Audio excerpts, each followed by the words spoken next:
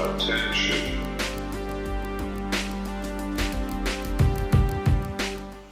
Hello, bonjour. My name is Vera Odette, and you are in the Wiki, where we discuss the nuance behind the headlines. Today, we're discussing the mortality rate with context, part 4 of our 5-part series on COVID-19 statistics, an in-depth analysis with context and compassion.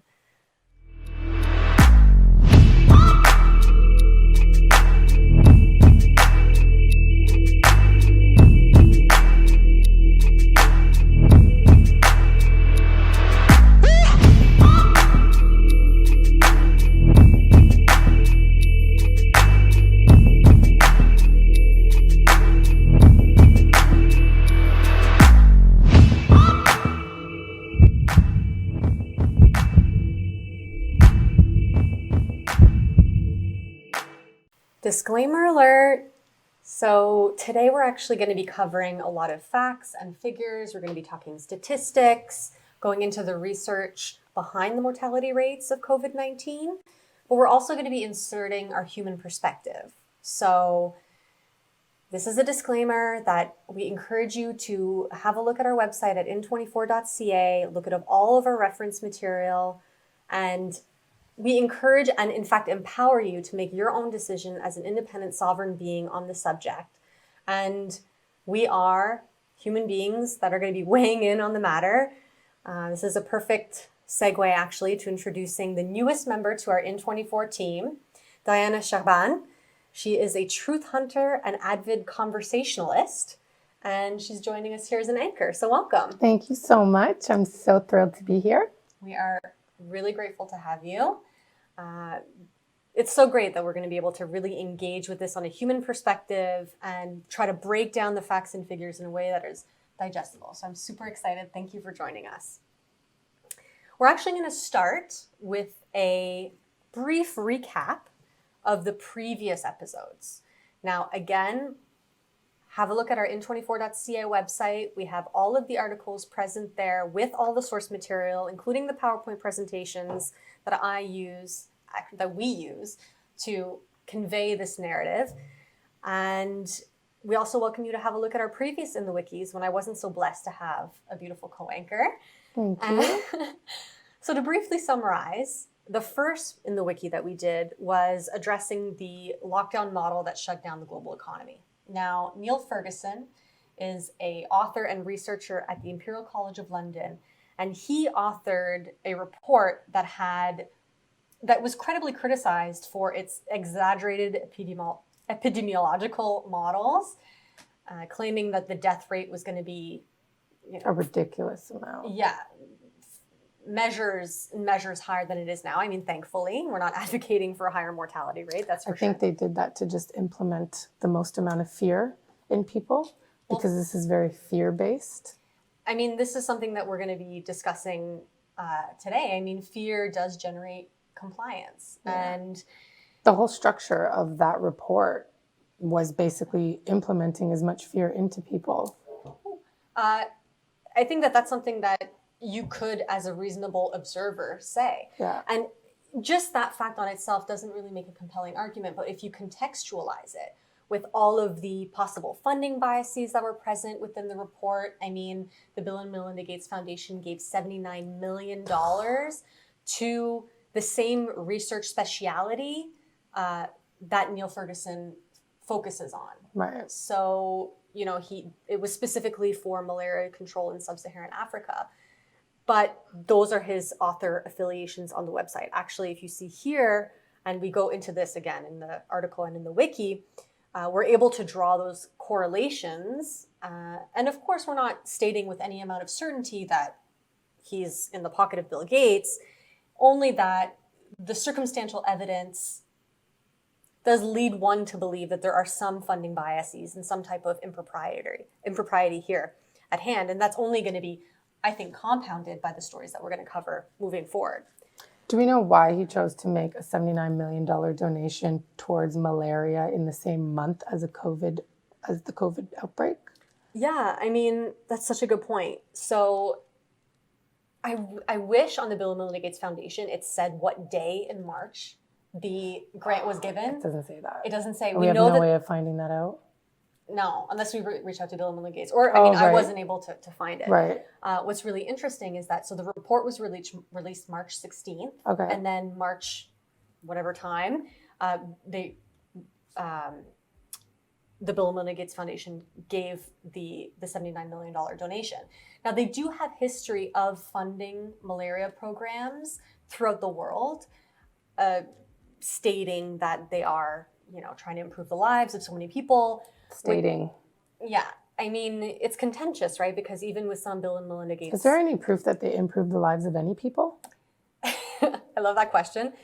I don't know. I mean, it's really... I don't think there is. There is a lot of evidence to say that in a lot of these programs that were implemented, specifically polio vaccinations in India, that's something we cover actually in the wiki, that they created undue harm and actually were under investigation and barred from conducting further vaccine research in these areas. Wow. The thing that's so almost inconceivable is when you consider the stated purpose of these programs, which is to improve people's lives and to increase their health and access to health resources. And yet in areas where a lot of these kind of controversies have occurred and a lot of these vaccine tests have occurred, and even to some degree malaria research, although we would have to do more research on this subject, so I'm not stating that definitively, but we do know that there was a resurgence of the exact virus that they were inoculating against in those areas, and those viruses weren't actually present within the natural inoculum of that community. So it's almost as if they were implemented. Well, we know actually there's a story on our website right now where like 30% of measles cases in the US right now are caused by the measles vaccine. It's one of those contentious type of reports. And I mean, they denied vehemently. So we'll always say it's alleged impropriety. But there's enough evidence to indicate, I think, this specific polio experimental vaccine who had caused undue harm in thousands of children who are, devastating. Disabled physically now. We can actually reference this and let us know if you want us to cover this in more depth, but there's a lot of peripheral information on this. Corbett Report has covered it extensively. Really Graceful has covered it. So there is a lot of information available on this subject. And I think that's something that we should look into further, specifically the malaria programs. And I know that they're coming out with experimental malaria vaccines. So that might be another way to increase, since Bill and Melinda Gates Foundation are heavily invested in vaccines, if they can find a vaccine for malaria, it's another way of increasing their return on investment. So do you think that the population generally is open to the idea that this could possibly be a depopulation scandal? So I think a lot of people who are truth finders, truth seekers like you. First of all, there's a lot of information on the internet surfing about that. But we know that they do have depopulation plans in place. And there's source material from the WHO talking about a great global reset. Absolutely. They're putting out specifically from conventional. That's why we're able to conduct these in the wikis, because the source documents are there. Yeah. But they're distorted to such a degree by the corporate media that are attempting to craft kind of a specific narrative. Now, to answer your question, I don't know how many people, what percentage of the population are kind of opening up and realizing that this is fraudulent. I think most people who do realize that are people that are more in depth with the law and constitutional rights. People that understand the difference between legal and lawful, because there's a lot of people that just think everything is about legality. They don't understand that we have rights that are above what's legal, and that's called lawful. And everything that's happening that's revolving around the COVID-19 pandemic is completely illegal when you think about our lawful human rights. Our fundamental, protected by the Charter of Rights and Freedoms. Yeah. So I think that if people understood the hierarchy of jurisdiction, they would also understand where they stand and where their rights come in and how to stick up for those. When you hear Ontario broke a new daily case record and, so now we necessarily have to have more strenuous lockdown measures because we're But these headlines don't have accurate numbers. They do in that, so this is like another complicated issue, right? Like if you question the legitimacy of the PCR tests, which a lot of people do, then you can't lend credibility to these headlines because there is no legitimacy. Well, because you think that the PCR tests there are a lot of false positives. So, and that's why a lot of people call it a case-demic, right? Where they're like, well, actually, relatively few people are dying comparatively to other diseases, and especially within a very, very narrow kind of vulnerability window. Yeah. So why are we locking down everyone? Especially, and this is something that we covered in the previous ones, how youth, people of color, and economically disadvantaged people are being disproportionately affected by lockdown measures, right? Because they can't work from home if you're a delivery person. That's right. Yeah. And if you're a youth, you need socialization and to develop, and yet you're not allowed to go to school. So yeah, it's a complicated issue. Now we're just going to play this short video talking about the reporting of mortality rates for COVID-19 and how it significantly varies. Of course, the head of the WHO put out a mortality rate number yesterday that had us all gasping, frankly. 3.4% mortality. I would say the number is way under 1%. Like Italy, where the mortality rate is around 10%, the rate in the US is closer to 1.5%. In China, there's different numbers. So why are COVID-19 fatality rates so varied? Well, okay. So this chart will show you and touch upon what was discussed in the previous video. Mm-hmm. The varying mortality statistics on COVID-19. How is it possible that there are so many different mortality rates from one virus? That's a great question. Has that ever happened before in history? I wish I could answer that. I know that people on the more conventional side of things will say, well, there's varying degrees of access to healthcare, varying degrees of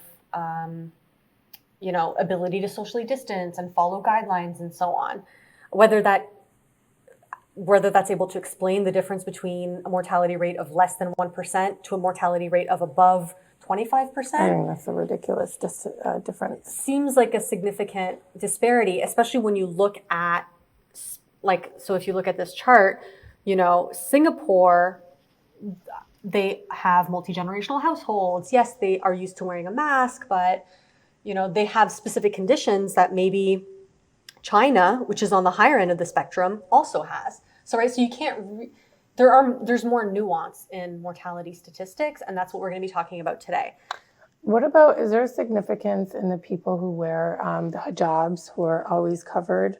What are their numbers like? Because if they were wearing masks and they were covered from the beginning of the pandemic, are their mortality rates any lower considering they were covered from head to toe? That's a great, from the beginning. I mean, if you look at this chart, you see Iran is at 10% mortality. Syria is at 5% mortality. So people who, and then areas that aren't, well, Qatar actually. And I think UAE is really low as well. But I think, that's such an interesting question. I think that that's something that we should ask the audience. Do they want us to do a piece specifically on masks and how we can correlate people who wear face coverings with the effectiveness of masks? Mm-hmm. And I know there are some scientific papers, specifically one by Dr. Gandhi, that have a lot of compelling evidence within and throughout. So I'd be interested to see those results. Yeah, we can definitely discuss that on another one of our In the Wikis. But correlation isn't always causation, right? So this varying rate and these super legitimate questions lead us to, specifically in Canada, further investigate mortality reporting. Because in Canada, the rate varies from 4% to less than 1%. So what does that mean, right? And how do the policies and procedures surrounding COVID-19 mortality reporting affect that mortality statistic? And this is what we're going to start off with here. So this is totally going to blow your mind. So when I saw this, I freaked out a little bit. Let's hear it. So the World Health Organization released guidelines on mortality reporting that are largely followed internationally and locally. You can see these guidelines here. And essentially, the guidelines indicate that although the guidelines indicate that if you have a suspected COVID-19 case, even though it's not, even though the test might not have come back in time or whatnot, you are encouraged to include that on the death certificate. Now, the reason that I even investigated this in the first place was I had a friend of mine who's a medical professional tell me that they had been asked to perform a nasal swab on somebody that had died of a stroke. And they were about to claim the time of death as well as bag them. Wow. And so this person performed the nasal swab and asked, what's the deal? And they said, well, if a nasal swab is conducted, even though the test doesn't come back positive or negative, it is written suspected COVID-19 mortality on the death rate, or at least that the nasal swab was performed. Now that varies slightly from hospital to hospital, although most hospitals do follow similar recommendation for coding of COVID-19 mortality. But as you can see here, it's totally legal to write suspected COVID-19 cause of death, even though that might not be confirmed by the coroner or by the test coming back positive. That's so sad. So the reason that this is super intriguing is that, and if there was no peripheral studies on this or peripheral anecdotal evidence on this, that would be one thing.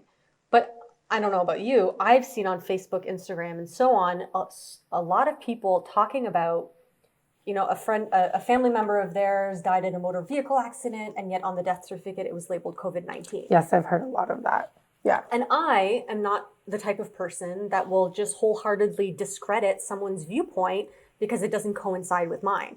So I went into this investigating thinking, I'm going to disprove this because there has to be medical documentation showing that this is impossible. There are medical doctors and nurses that are desperately trying to get on platforms like YouTube and post their videos to let people know that they're being instructed to do things that are not legal and that they're not honest. Yeah. And there are doctors that are losing their positions and their titles for trying to get truth out to people and trying to get real information out.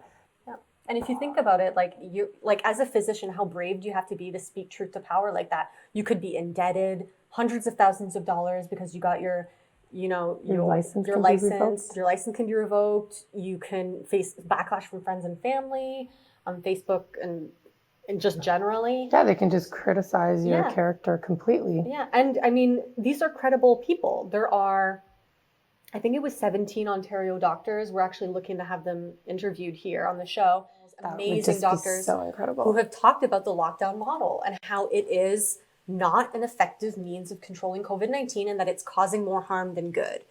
And yet when you bring this up, it's like you're in the annex of reason. Like you know what I mean? Like you're not having a real discussion, but we're relying on the facts. And this is a WHO report showing that a suspected COVID-19 death, even though not confirmed, can be effectively present on a death certificate.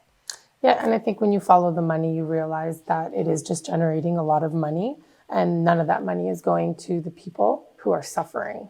It's basically going to the bigger corporations and people like Bill and Melinda Gates.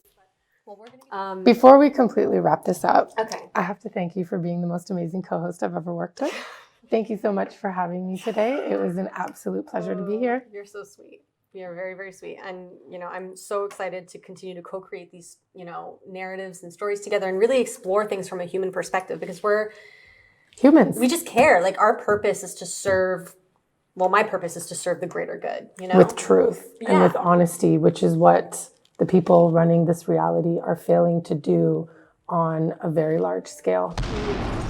Preach, sister. Amen. So one last tease for the next episode because that's what we do. She can't resist. Cannot resist. It's not about seroprevalence, unfortunately. Although she wishes it was. Yeah. You'll see, I'll have seroprevalence tattooed on me next time. I'll get you a necklace. Oh, I like that. Gold or silver. COVID immune silver. So we're going to talk about the Ontario health sector capacity. We're going to talk about how, during the COVID-19 outbreak, capacity was increased, the reason why elective surgeries were shut down. We're just going to kind of go specifically with Ontario within our COVID-19 response and hospital capacity, just how this kind of information could further inspire and elucidate us when we're resisting against or questioning lockdown orders, or even if you're trying to, comply with lockdown orders. I mean, it's always good to just have more information, right? So we're going to be talking about that. It's very juicy, very dry. My favorite. Juicy dry? Is that? Anyway, it's like my rapper name. Anyway, I have to stop. Anyway, so I guess we're just going to sign out by thanking all of you so much for being here with us and for sharing this, which we know you're going to do, right? Share. Facebook, Instagram. Yeah, follow us on all our social media channels. And we honor you in your desire to, connect with the truth, connect with data. And thank you so much for being on this journey with us. And we're going to see you next time. See you next time.